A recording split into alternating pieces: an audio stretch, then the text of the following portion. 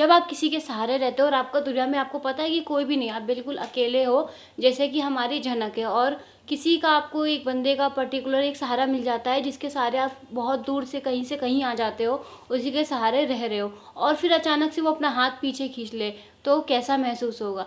जी हाँ, आज की कहानी में कुछ ऐसा ही होने वाला है। झनक का एपिसोड कुछ इसी बेसिस पे है कि अनिरुद्ध उसका साथ धीरे धीरे छोड़ने वाला है, क्योंकि जैसा कि हमने लास्ट एपिसोड में देखा ही था कि सृष्टि उसको भड़काने की कोशिश कर रही है झनक के खिलाफ। वो उसको बताती है कि झनक ने और राहुल ने तुमको बेवकूफ़ बनाया है, राहुल उसका बॉयफ्रेंड है ना कि दोस्त है, उसने अपनी जिम्मेदारी तुम्हारे सर डाल दी है, और वो यहाँ से जैसी तेजस का मामला ठंडा हो जाएगा कश्मीर में, तुरंत यहाँ से वो चली जाएगी। तो अनिरुद्ध भी उसकी बातों का यकीन कर लेता है। उसे भी लगता है कि हाँ, झनक ने और राहुल ने उसे बेवकूफ़ बनाया, क्योंकि जिस टाइम वो कश्मीर में था, जिस तरीके से राहुल और झनक एक दूसरे के क्लोज थे और बातें करते थे और घबराती थी तो पहले राहुल के पास जाती थी, तो उसे ट्रस्ट हो जाता है कि सृष्टि जो है वो बिल्कुल सही कह रही है, लेकिन वो झनक की बात सुनता ही नहीं है। अब वहाँ से एकदम गुस्सा आग बबूला वो घर में आता है।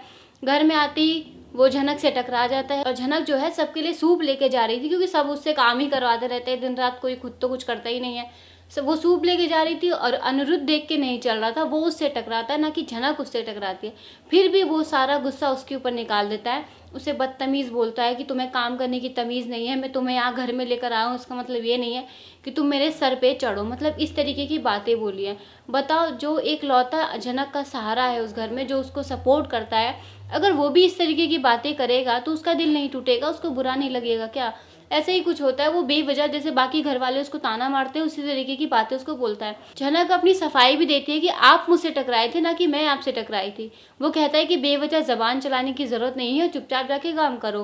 वो खाना सर्व कर रही होती है तो वो कहता है कि 2 दिन पहले से कोई और नौकर खाना सर्व करता था ना, तो तुम क्यों कर रही है। वो उस नौकर को बुलाता है और उसको अच्छे से समझाता है कि खाना सर्व करने का काम आपका है तो आप ही करेंगे। झनक के आ जाने से कुछ बदल नहीं जाएगा, आप अपना काम करते रहिए। वो इस तरीके से उसको ह्यूमिलेट कर देता है पूरे घर वालों के सामने।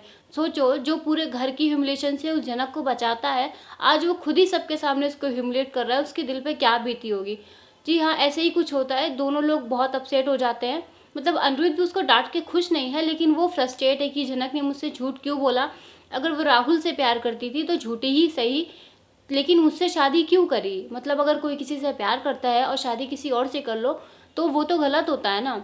तो कह रहा है कि झूठे ही सही, हम नहीं मानते इस शादी को, लेकिन शादी तो हुई है ना, उसने मुझसे शादी क्यों करी, इस तरीके का उसके मन में सवाल आ रहे। लेकिन वो झनक से कन्फ्रंट करने की जगह उसके साथ नाराजगी दिखाने की कोशिश कर रहा है, उसके ऊपर गुस्सा कर रहा है बेवजह। अब सृष्टि यहाँ पे बहुत ज़्यादा खुश हो रही है। क्यों? क्योंकि उसको यकीन है 100% ना से 99% उसको यकीन है कि जो बातें उसने अनिरुद्ध को बोली हैं वो बातें जो है उसके दिमाग में छप गई हैं। अब वो झनक से नफरत करेगा। और अनिरुद्ध जब उसको डांट रहा होता है ना, तभी वो उसको ये भी कहता है कि 24-25 में 2 दिन यहाँ रहोगी तुम, और 26 तारीख को यहाँ से चली जाओगी। जैसे ही अर्शी का जन्मदिन 25 तारीख को ख़त्म होगा, 26 तारीख को अगली सुबह तुम अपनी मासी के घर जाओगी। अब झनक ये चीज़ सुन के शौक है, क्योंकि इस घर में कम से कम उसे एक बंदे का तो सहारा था, अनिरुद्ध का। वहाँ तो वो किसी से भी उम्मीद नहीं कर सकती। वहाँ सृष्टि को आप लोगों ने अगर शो देखते हो तो आपको पता ही होगा कितनी नफरत करती है वो। अगर वो उसी घर में जाके रहेगी तो उसका क्या हाल कर देंगे वो लोग। सारे परिवार वालों के सामने वो इस तरीके से उसको बेइज्जत कर सकती है, तो अकेले में क्या ही करेगी, क्या पता उसके ऊपर हाथ उठाए, पता नहीं किस तरीके का व्यवहार करेगी। अनप्रिडिक्टेबल है ये चीज़। वो उसको कहता है कि तुम यहाँ से जाने वाली हो। अब झनक कहती है कि क्या मैं कोई शटल कॉक हूँ कि जब मन किया इधर, जब मन किया उधर फेंक दिया। वो कहती है मुझे कहीं नहीं जाना, मुझे कश्मीर जाना है। तो अनिरुद्ध भी कहता है मुझे पता है तुम कश्मीर क्यों जाना चाहती हो। उसके मन में ये है कि वो कश्मीर इसलिए जाना चाहती है क्योंकि वो राहुल से मिलना चाहती है, वो उससे प्यार करती है, अफेयर वगैरह का उसके मन में डाउट आ गया है। अब झनक जो है बेचारी अकेले घर में अब सोने की कोशिश कर रही है, लेकिन उसको नींद नहीं आ रही है। वो बेचैन है कि क्यों मुझे डांटा गया, क्या मेरी गलती थी, गलती तो सामने वाले की थी, फिर भी उसने मुझे क्यों डांट दिया। अब अनिरुद्ध भी उसको डांट के खुश नहीं है, वो भी इधर से उधर करवटें बदल रहा है, उसको भी नींद नहीं आ रही है। लेकिन झनक इतना ज़्यादा परेशान है कि वो इतनी जिल्लत भरी ज़िंदगी नहीं जी सकता है। लेकिन झनक इतनी बेचैन है, वो सो नहीं पा रही है, और वो ये सोच रही है कि मैं इतनी जिल्लत भरी ज़िंदगी नहीं जी सकती हूँ।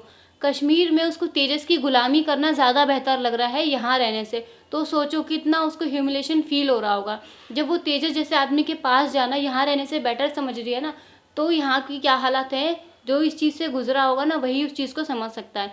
तो वो इसीलिए एक लेटर लिखती है अपने माँ के नाम पे कि आप क्यों चले गए मुझे छोड़ के, जब आपको पता था कि आपके अलावा मेरा इस दुनिया में कोई नहीं है, फिर भी आप मुझे छोड़ के चले गए। मेरे बारे में एक बार तो सोचा होता, मुझे थोड़ा सा मौका दिया था, थोड़ा टाइम दिया होता, मैं सब कुछ सही कर देती। वो इस तरीके की बातें उसमें लिखती है और डिसाइड करती है कि अब तो मैं यहाँ बिल्कुल नहीं रहूँगी, क्योंकि उसे एक सर जी का ही सहारा था, अनिरुद्ध का सहारा था। अब वो भी उसके हाथ से छूट चुका है, तो अब वो किसके सहारे यहाँ पे रहेगी। वो इंसान है, एक बेइज्जती सहने की एक सीमा होती है एक इंसान की। खैर, अब हमें नेक्स्ट एपिसोड में देखने को मिलता है कि अर्शी का जन्मदिन मनाया जा रहा है, जैसे कि उसकी प्रिपरेशन चली रही है अभी उस घर में। अर्शी का जन्मदिन सब लोग सेलिब्रेट कर रहे हैं, जब केक कटिंग के टाइम पे सब लोग हैं वहाँ पे, पूरे फैमिली है, लेकिन अनिरुद्ध नहीं है। अब अर्शी उसको ढूंढने की कोशिश करती है, तो यहाँ पे हमें देखने को मिलता है कि अनिरुद्ध जो है अर्शी का बर्थडे छोड़ के झनक का बर्थडे सेलिब्रेट कर रहा है। शायद उन दोनों का बर्थडे सेम डे पे है और झनक का सेलिब्रेट करने वाला बर्थडे कोई भी नहीं है, तो वो उसका बर्थडे सेलिब्रेट करता है, उसको खुश रखने की कोशिश करता है। अब अर्शी ये चीज़ देख लेती है और उसको काफ़ी ज़्यादा गुस्सा आता है। अब हमें एक और नया ड्रामा देखने को मिलेगा कि तुमने मेरा जन्मदिन छोड़ के झनक का जन्मदिन क्यों मनाया। क्या होगा अनिरुद्ध का जवाब, क्या होगा उसका रिएक्शन, वो किस तरीके से इस सिचुएशन को हैंडल करेगा। पूरी जानकारी के लिए हमारी वीडियोस पे बने रहना, और वीडियो पसंद आई हो तो लाइक करना मत भूलना। चैनल पे पहली बार आ रहे हो तो बिना सब्सक्राइब किए मत जाना। And thank you so much for watching.